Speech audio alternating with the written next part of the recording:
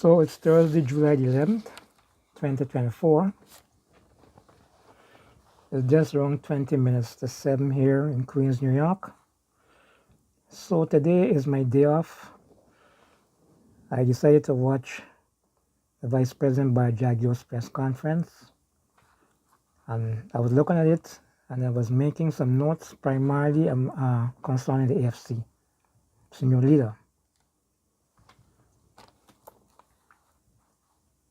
I was watching the press conference and at the same time I was smiling to myself. Love him or even hate him, this man Jagdeo is a political animal. Bharrat Jagdeo and Aubrey Norton are two political animals who have a lot of experience in politics behind them, as compared to Nigel, who most of us would say is a good lawyer, doesn't have the experience. Watching the other press conference, I had to shake my head. Now this is just my personal opinion. Jagdeo knows that apart from the potential backing of Exxon Mobil, a section of the populace, whether you want to term it middle class, upper class, low class, professionals who dislike the PPP and who don't want to see the PPP in government, this particular section could potentially gravitate to Nigel, especially if he decides to apologize on the past indiscretions of the AFC, especially people like myself who voted for them 2011 and we voted for them 2015. I heard them talking something about making an apology. So who knows? Because yes, I know a lot of people are going to speak about the 5 months fiasco, because I was right here, like most of us, following the saga and that kind of stuff. Some people were saying when they were part of the government, they were not even speaking to their supporters, trying to reach out. Some of their supporters were trying to reach out to them for help, and some of them were busy looking after themselves. So there's a lot of stuff to go wrong with. So that's what he's saying, that he's thinking of giving an apology. Anyhow, let's move on. Jagdeo also knows that in politics, anything is possible. So you just have to keep on top of it. Now, as an aside, in a political campaign, in a political elections, money is a must. Donors have to come from somewhere. I get the impression that Aubrey Norton is getting problem with the donors that have the money are the East Indian businesses, East Indian businessmen. And I don't think Aubrey Norton is getting that support from those East Indian businessmen. To use Joe Harmon as an example, one of the biggest Indian businessmen that was supporting the coalition, how many do you remember the name BK? Is BK supporting Norton? I want to say no. You have to have money backing you. Even here in America, people will see the politicians telling you, oh, you only have to donate, if it's $1, $2, $5, whatever it is. Small donations make up. So, to run a successful political campaign, money do a lot of talking. So what does the vice president do? Politics 101. Nip it in the bud before it spreads like a cancer.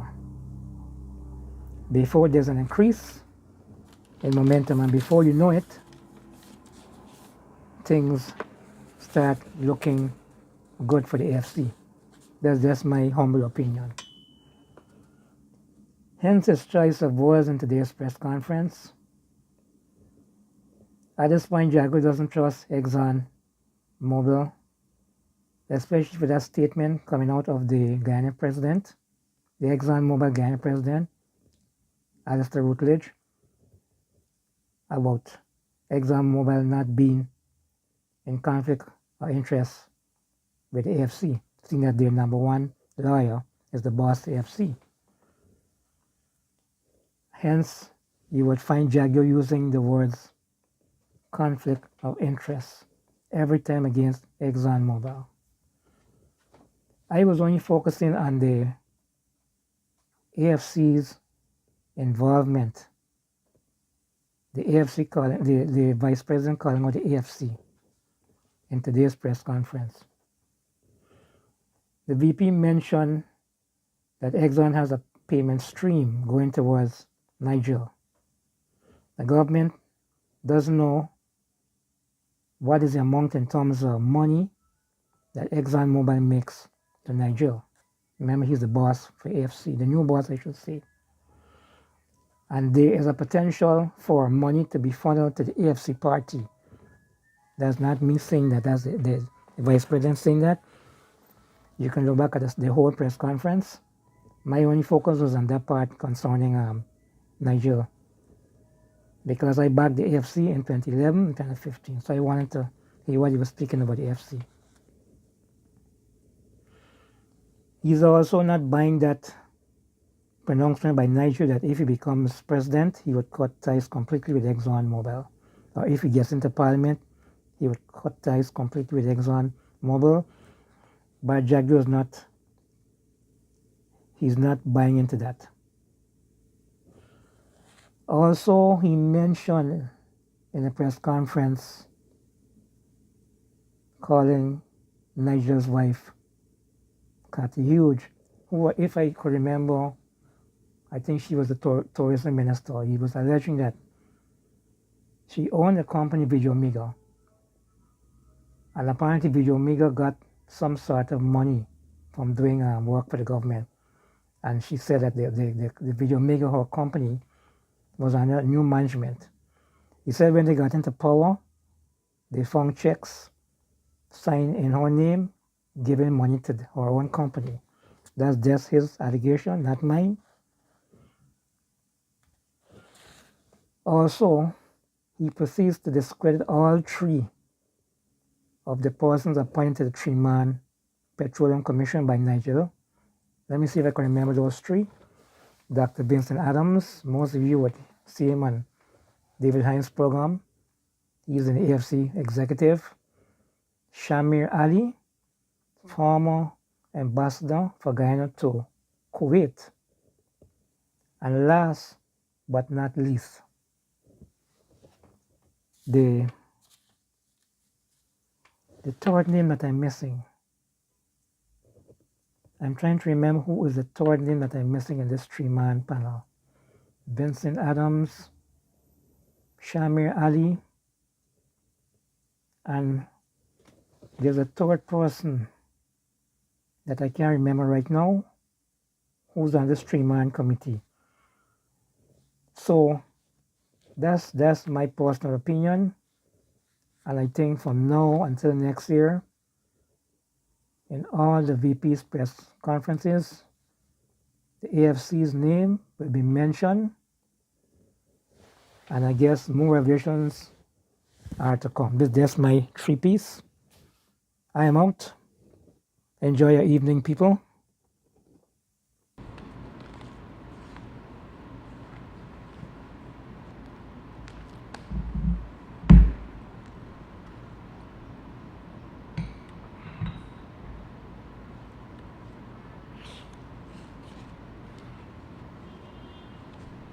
So I saw Exxon through Alistair Rutledge speaking on this matter that has been in the public domain for the past several weeks. And he represents Exxon Mobil here in Guyana, and therefore he's entitled to his views. But if he thinks that his expression that there is no conflict between the two parties or conflict of interest involved here is a view that would prevail with us, he'd better think again. So the obscenity of it is he is a conflicted party. Exxon is a conflicted party itself. So it is like you have a conflict between two parties, and the two parties saying, oh, we're not conflicted. What else do you expect them to say? So it's like they want to judge their own conflict, whether there is a conflict of interest here. And they can't do that. Exxon is a conflicted party too, because they have on their payroll in the country of Guyana the leader of a political party that is represented in the National Assembly, that has a number of seats in the National Assembly, and therefore in a position to have a say on policies. That's their first issue. Secondly, they have a payment stream to this individual. Exxon pays NIGEL ostensibly for legal services, but we don't have in the public record how much they pay him. That figure could easily be inflated for work not done, and may have all the bearings of a legal payment, but it is a political contribution to him and his party to ensure that the interests of ExxonMobil is protected in any future government or even in the National Assembly now. How is this not a conflict of interest? Maybe Exxon has worked this way in other countries in the world. They like to say, oh, we haven't done that in other countries. When we are where we're putting in place the environmental tax that they said, oh, we have never done that elsewhere. And my position was, if you didn't do it elsewhere, doesn't mean that this will not happen in Guyana. In Guyana, you would have to comply with it, because your excuse of not having to comply with a similar arrangement elsewhere doesn't hold any water with us. And we proceeded with putting in place the environmental tax. The same thing happened when we were pursuing the local content law. And that might have been the reason why APNU passed it, because they were very resistant to it. And we said, not because this law, you don't have to comply with a similar law in some of your other jurisdictions. That's an excuse for us not passing the law. And we forged ahead, we passed the law, and they had to comply with it. And today, 1,600 Guyanese companies now are benefiting not based on the largesse or the goodwill of ExxonMobil, but by law they have to comply with and present these opportunities only to our people. So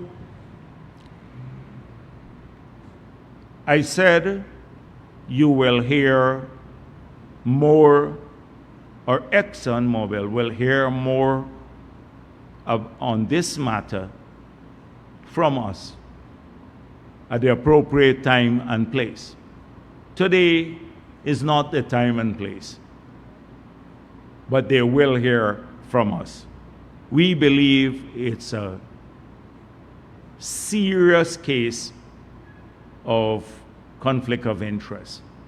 It is paying for influence in policies.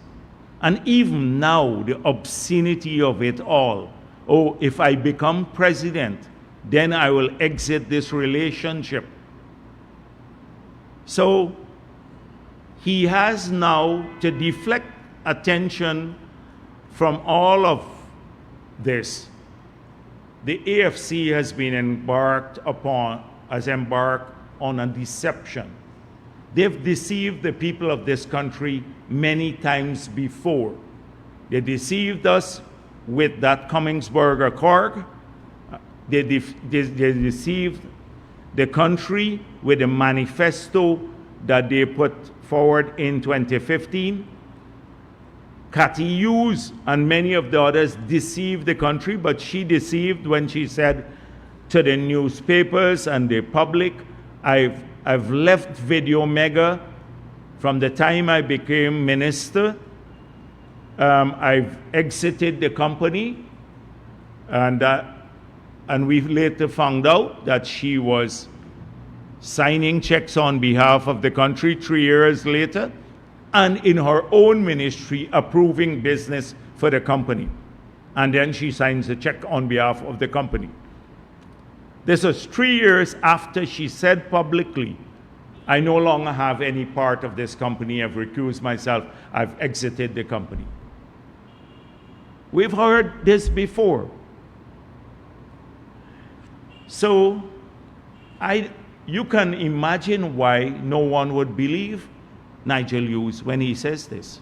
How could you, as leader of a party, not pay attention or talk about oil and gas now in this contemporary context, when that's one of the most topical issues? And you farm it out, you say, here is a 3-person committee that will talk about oil and gas. And look at the people he put there. It's the recycled people again.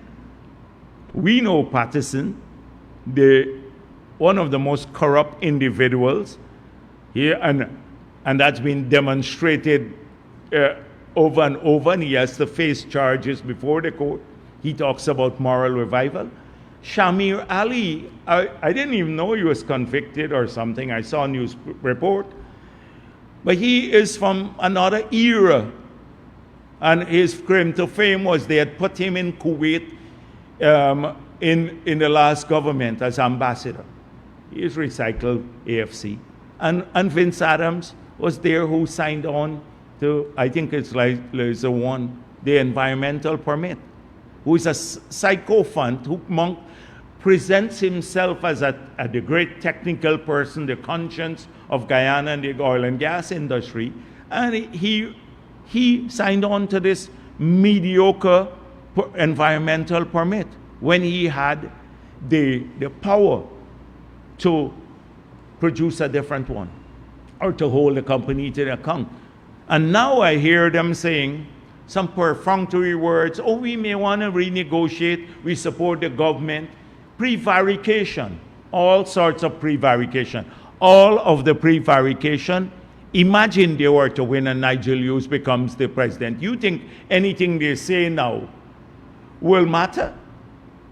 He will just say, oh, my client's interest, would they continue? They may even continue to pay him if he becomes president. We've had one case where a president of Guyana, prime minister of Guyana, was on the payroll of an external spy agency 6 years after he became the prime minister of Guyana. And you know that. It's now in the public domain. It's revealed. People don't pay attention to that. Burnham I'm talking about.